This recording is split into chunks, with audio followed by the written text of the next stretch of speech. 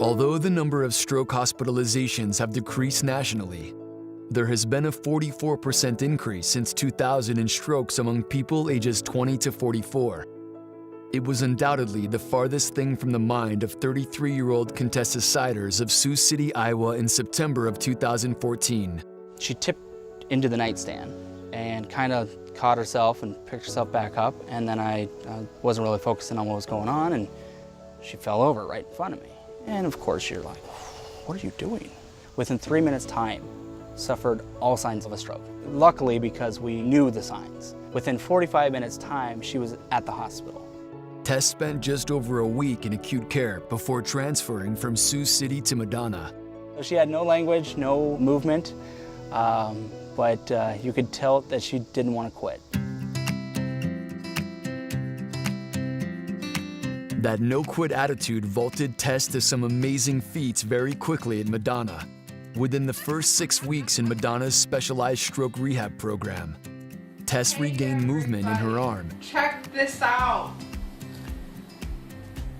Went from a wheelchair to a cane, and remarkably passed her driving evaluation while still in inpatient care.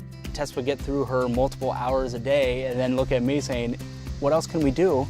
And so I think they could see that she wanted to succeed. She wanted to do better. She knew that she had to put the work in. We spent extra time in the labs down there, being able to work on her speech, being able to work on trying to type with one hand, all sorts of different things just to try to get her to at least to a point where she was starting to feel comfortable with herself again. One day when I was sitting down at the pool, not really paying any attention, and then you hear her laughing. She was having fun again.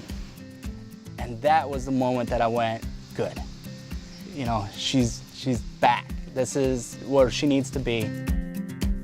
Every person, they were always saying, hey, how are you guys doing? And it wasn't just worried about Tess, they were also worried about the family. They wanted to make sure that everybody was comfortable and that everybody was getting the care that they needed. The theme to Tess's recovery was one that carried over from a lifelong reputation of having a strong and unbreakable will. Don't mess with Tess.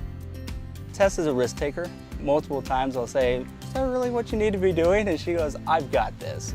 Fight where you're at, because tomorrow is a whole nother day. Fight.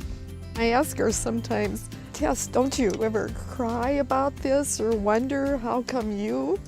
And she just says, why not me? She's here to conquer it and she's gonna do it.